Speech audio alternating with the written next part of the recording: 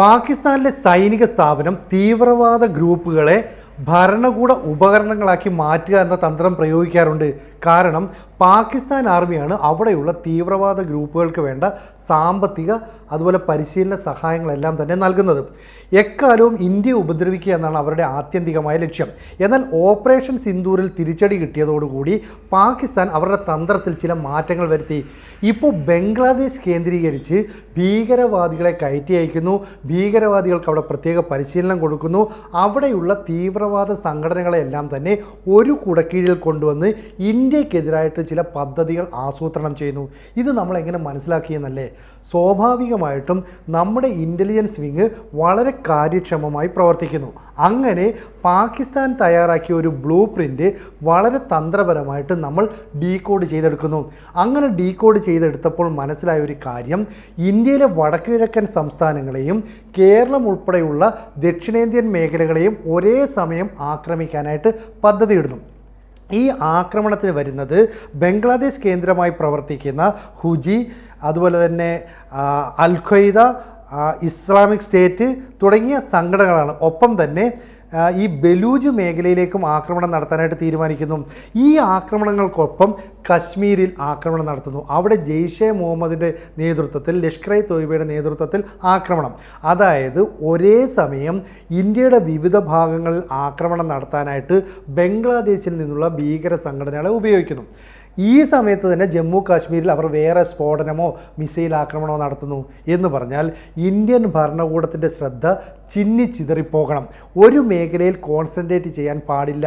Indian ആർമിയും ലക്ഷ്യം കിട്ടാതെ ഉഴലണം. ഈ രീതിയിലുള്ള ബ്ലൂ പ്രിൻ്റാണ് അവർ തയ്യാറാക്കിയത്. ഇതിന് പിന്നിലെ ബുദ്ധികേന്ദ്രം എന്ന് പറയുന്നത് പാകിസ്ഥാനിലെ രഹസ്യാന്വേഷണ വിഭാഗമായ ഇൻ്റർ സർവീസ് ഇൻ്റലിജൻസ് ആണ്. അതായത് ഈ ഭീകരവാദ തീവ്രവാദ സംഘടനകളെല്ലാം തന്നെ കോർഡിനേറ്റ് ചെയ്ത് ഒരൊറ്റ കേന്ദ്രത്തിൽ നിന്ന് നിർദ്ദേശം നൽകും. അങ്ങനെയാണെങ്കിൽ ഈ പറയുന്ന തീവ്രവാദ ഭീകരവാദ സംഘടനകൾ ബംഗ്ലാദേശിൽ നിന്ന് ഇന്ത്യയിലേക്ക് നുഴഞ്ഞു കയറുന്നു. ഇന്ത്യയിൽ നിലവിൽ തന്നെ അവരുടെ മൊഡ്യൂളുകൾ, സ്ലീപ്പർ സെൽസൊക്കെ ഉണ്ട്. ഇവരെ ഒന്ന് പുനരുജ്ജീവിപ്പിച്ചാൽ മാത്രം മതി. ഇത്തരത്തിലുള്ള നീക്കമാണ് നടത്തുന്നത്. ഇത് ഇന്ത്യയുടെ പ്രതിരോധ മേഖലയിൽ പ്രവർത്തിക്കുന്ന അന്വേഷണ ഏജൻസികൾ കണ്ടെത്തി. നമ്മുടെ നാഷണൽ ഇൻവെസ്റ്റിഗേഷൻ ഏജൻസി ഉൾപ്പെടെയുള്ള പ്രതിരോധ സംവിധാനങ്ങൾ ഇത് കണ്ടെത്തുകയും അതിനെ തടുക്കാനുള്ള നടപടികൾ സ്വീകരിക്കുകയും ചെയ്തു. ഇവിടെ ഇപ്പോൾ സംഭവിക്കുന്നത് എന്താണെന്ന് വെച്ചാൽ, ഈ ലഷ്കർ ഇ തോയ്ബ എന്ന് പറയുന്ന ഭീകര സംഘടന അവർ നേരിട്ട് ISKPയുമായിട്ട് യോജിക്കുന്നു. ISKP എന്ന് പറഞ്ഞാൽ ഇസ്ലാമിക് സ്റ്റേറ്റിൻ്റെ ഈ ദക്ഷിണേഷ്യ കേന്ദ്രമാക്കി പ്രവർത്തിക്കുന്ന സംഘടനയാണ്. അതായത് ഇസ്ലാമിക് സ്റ്റേറ്റ് ഖൊറൈസൻ പ്രൊവിൻസ് എന്നാണ് പറയുന്നത്. ഈ സംഘടന നിലവിൽ താലിബാൻ പോലും തള്ളിക്കളഞ്ഞതാണ്. കാരണം ഇസ്ലാമിക വിരുദ്ധ പ്രവർത്തനം നടത്തുന്നു എന്ന് പറഞ്ഞിട്ട് ഈ രണ്ട് സംഘടനകളും തമ്മിൽ ഒന്നിച്ചു ചേർന്ന് പ്രവർത്തിക്കുന്നതിൻ്റെ ചിത്രങ്ങൾ പുറത്തേക്ക് വരുന്നു. എങ്ങനെയാണ്? പരസ്പരം റിവോൾവർ, പിസ്റ്റളൊക്കെ കൈമാറിക്കൊണ്ടാണ് ഇവർ ഒന്നിച്ച് പ്രവർത്തിക്കുന്നത്. അതായത് ഇവരുടെ ഒന്നിച്ചുള്ള പ്രവർത്തനം ബലൂജ് മേഖലയിലുള്ള ബലൂചിസ്ഥാൻ ലിബറേഷൻ ആർമിയെ നശിപ്പിക്കാൻ വേണ്ടിയിട്ടുള്ളതാകണം. ഇതിൻ്റെ പിന്നിലെ മാസ്റ്റർ ബ്രെയിൻ എന്ന് പറയുന്നത് ISI ആണ്. അതായത് കശ്മീരിലും അതുപോലെ തന്നെ ബലൂജ് മേഖലയിൽ പാകിസ്ഥാൻ ഭരണകൂടത്തിനെതിരായി പ്രവർത്തിക്കുന്നവരെയും ഉന്മൂലനം ചെയ്യുക. അപ്പോൾ ഈ ബ്ലൂ പ്രിൻറ്റിൽ ഒളിഞ്ഞിരിക്കുന്ന കാര്യങ്ങൾ ഒരേ സമയം ഞെട്ടിക്കുന്നതാണ്. നമ്മുടെ വടക്കിഴക്കൻ സംസ്ഥാനങ്ങളെ ആക്രമിക്കാനായിട്ട് ഈ ബംഗ്ലാദേശിൽ നിന്നുള്ള അൻസാറുള്ള ബംഗ്ലാ ടീമിന് നിർദ്ദേശം കൊടുക്കുന്നു. ഇനി ഇസ്ലാമിക സ്റ്റേറ്റും അൽ ഖ്വയ്ദയും ഒക്കെ, അൽ ഖ്വയ്ദയെ നേരിട്ട് താലിബാൻ്റെ ഭാഗത്തുനിന്ന് എന്തെങ്കിലും ഒരു നീക്കം നടത്തിയാൽ, അഫ്ഗാൻ്റെ ഭാഗത്തുനിന്ന് നീക്കം നടത്തിയാൽ അവരെ ആക്രമിക്കാൻ നിയോഗിക്കുന്നു. ഇനി ഇസ്ലാമിക സ്റ്റേറ്റ് വടക്കേ ഇന്ത്യയിലെ സംസ്ഥാനങ്ങളെ ആക്രമിക്കാനായിട്ട് നിയോഗിക്കുന്നു. കേരളം ഉൾപ്പെടെയുള്ള ദക്ഷിണേന്ത്യൻ മേഖലകളുടെ ആക്രമണത്തിൻ്റെ ചുമതല ഹുജിക്കാണ്. അപ്പോൾ ഇവരെയെല്ലാം തന്നെ ഒരു കുടക്കീഴിൽ എന്നവണ്ണം അണിനിരത്തി ആക്രമിക്കാനായിട്ട് പോകുന്നു. മൊഡ്യൂളുകൾ തയ്യാറാക്കി വെച്ച് കഴിഞ്ഞു. ഇപ്പുറത്തേക്ക് ജമ്മു കാശ്മീരിൽ ആക്രമണം നടത്തണം. ഇത് ഓപ്പറേഷൻ സിന്ദൂറിനുള്ള മറുപടിയാകണം. ഇതാണ് പാകിസ്ഥാൻ്റെ ആത്യന്തിക ലക്ഷ്യം. കാരണം ഇന്ത്യക്ക് മേൽ ആക്രമണം നടത്തിയെന്നും ഇന്ത്യയുടെ ആക്രമണത്തിൽ പാകിസ്ഥാന് പരിക്കേറ്റില്ലെന്നുമൊക്കെ അവർ നുണപ്രചരണം നടത്തുന്നുണ്ട്. അതൊന്നും നമ്മൾ കാര്യമാക്കുന്നില്ല. പക്ഷേ നമ്മുടെ വ്യോമസേനാ മേധാവിയായ AP സിംഗ് പറഞ്ഞിരുന്നു, 10 യുദ്ധവിമാനങ്ങളാണ് പാകിസ്ഥാൻ്റെ നമ്മൾ തകർത്തത്. അതിൽ അമേരിക്ക നൽകിയ F-16 ഉൾപ്പെടെയുള്ള വിമാനങ്ങളുണ്ട് എന്ന് പറയുന്നു. ഇനിയും ഞങ്ങൾ ആക്രമണം നടത്തുമ്പോൾ ഇപ്പോൾ കാണിച്ച ദയാദാക്ഷിണ്യം കാണിക്കില്ല, തീർത്ത് കെട്ടും. അതായത് നമ്മുടെ കരസേനാ മേധാവി ഉപേന്ദ്ര ദ്വിവേദി പിന്നെ വ്യോമസേനാ മേധാവി AP സിംഗ് ഒക്കെ എന്തിനാണ് ഇത്തരം പ്രസ്താവനകൾ നടത്തുന്നത്? അതായത് ISIയുടെ ബ്ലൂ പ്രിൻ്റ് നമ്മൾ ഡീകോഡ് ചെയ്തെടുത്തത് കൊണ്ടാണ് നമ്മൾ ഏതൊക്കെ തരത്തിലായിരിക്കും പ്രതികരിക്കുക എന്നൊരു മുന്നറിയിപ്പ് അവർക്ക് നൽകിയത് എന്ന് പറഞ്ഞാൽ, ഇപ്പോഴും ഇസ്ലാമാബാദിന് ഇന്ത്യൻ ആർമിയെ ഭയമാണ്. നേരിട്ട് അതിർത്തി കടന്ന് ഇങ്ങോട്ടേക്ക് ഭീകരവാദികളുമായിട്ട് പാകിസ്ഥാനിൽ നിന്നെത്താൻ ഭയപ്പെടുന്നു. അതുകൊണ്ടാണ് ബംഗ്ലാദേശിനെ മറയാക്കുന്നത്. നമുക്കറിയാം, ഷെയ്ഖ് ഹസീന സർക്കാരിൻ്റെ കാലത്ത് പാകിസ്ഥാൻ ഇത്തരത്തിലുള്ള ഭീകരവാദ പ്രവർത്തനവുമായിട്ട് അങ്ങോട്ടേക്ക് ചെന്നു. പക്ഷേ ഷെയ്ഖ് ഹസീന ഭരണകൂടം അതിനെ അംഗീകരിച്ചില്ല. പക്ഷേ ജമാഅത്ത് ഇസ്ലാമിയുടെ നേതൃത്വത്തിൽ മുഹമ്മദ് യൂനിസിൻ്റെ നേതൃത്വത്തിലുള്ള, അല്ലെങ്കിൽ അദ്ദേഹം നേതൃത്വം നൽകിയ പുതിയ ഭരണകൂടം, താൽക്കാലിക മന്ത്രിസഭ വന്നതോടുകൂടി ഇത്തരത്തിൽ പാകിസ്ഥാനിൽ നിന്ന് ഭീകരവാദികളെ കയറ്റി അയക്കാൻ തുടങ്ങി. അവർക്ക് സൈനിക സഹായം നൽകി, സാമ്പത്തിക സഹായം നൽകി. ഇപ്പോൾ പുറത്തു വരുന്ന ഒരു വാർത്ത, പാകിസ്ഥാനിലെ ISI നിയോഗിച്ച 4 ഉന്നത പട്ടാള ഉദ്യോഗസ്ഥർ ബംഗ്ലാദേശിലെത്തുകയും ബംഗ്ലാദേശ് ആംഡ് ഫോഴ്സിലെ ഉദ്യോഗസ്ഥരുമായിട്ട് ചർച്ച നടത്തി. ആ ചർച്ച എന്താണെന്ന് വെച്ചാൽ, ബംഗ്ലാദേശിലെ ഭീകര സംഘടനകളെ ഒരു കുടക്കീഴിലെന്നവണ്ണം ഞങ്ങൾ നിയന്ത്രിച്ചോളാം, അവരെ ഉപയോഗിച്ചുകൊണ്ട് ഇന്ത്യക്ക് നേരെ ആക്രമണം നടത്തണം, ഈ പ്ലാനാണ്. പക്ഷേ ഏതെങ്കിലും തരത്തിൽ അതിർത്തി കടന്ന് ഒരു ഭീകരരെ നുഴഞ്ഞു കയറ്റാനോ അല്ലെങ്കിൽ ഇങ്ങോട്ടേക്ക് കൊണ്ടുവരാനോ പാകിസ്ഥാൻ ശ്രമിച്ചാൽ അത് അതിർത്തി കടന്നുള്ള ഭീകരവാദമായിട്ട് ഇനി ഇന്ത്യ കാണില്ല, പകരം യുദ്ധപ്രഖ്യാപനമായി കാണും. ഇതാണ് ഇന്ത്യയുടെ നിലപാട്. ഇത് വല്ലാതെ ഭയപ്പെടുത്തുന്നു.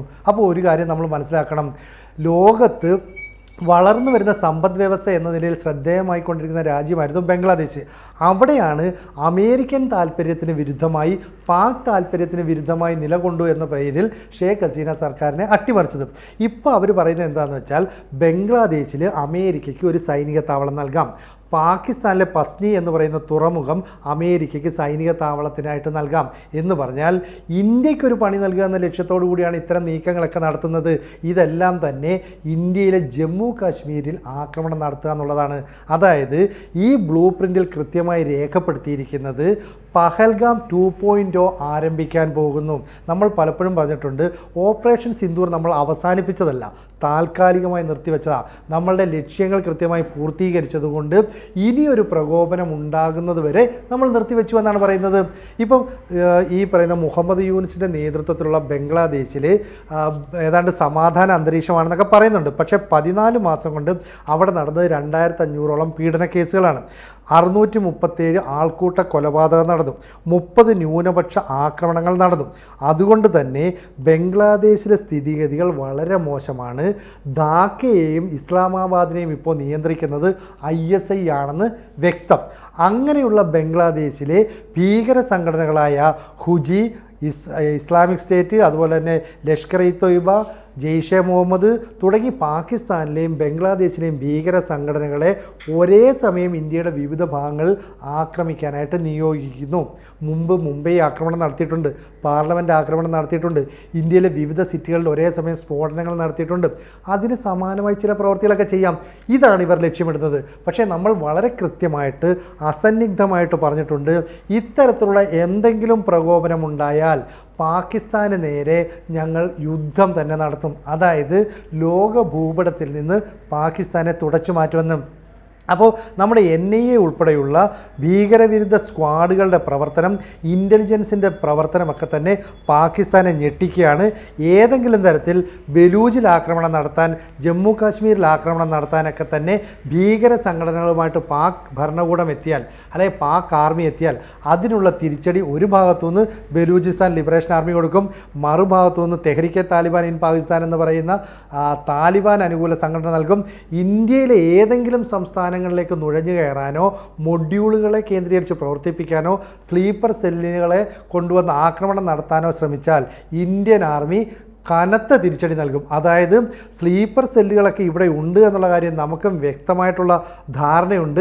അവിടേക്കുള്ള പ്രവർത്തനങ്ങൾ പുനരുദ്ദീപിപ്പിക്കാൻ അല്ലെങ്കിൽ ഏതെങ്കിലും തരത്തിൽ വീണ്ടും പ്രവർത്തിക്കാൻ ശ്രമിച്ചാൽ കനത്ത തിരിച്ചടി ഉണ്ടാകും. എന്തായാലും ബ്ലൂ പ്രിൻറ്റിലുള്ള വ്യവസ്ഥ അല്ലെങ്കിൽ അതിലുള്ള നീക്കം ഇതുതന്നെയാണ്. ഇന്ത്യയിൽ പഹൽഗാമിന് സമാനമായ രീതിയിലുള്ള ഭീകരാക്രമണം നടത്തുക, ജമ്മു കാശ്മീരിൽ ഒരു സ്ഫോടനമെങ്കിലും നടത്തുക.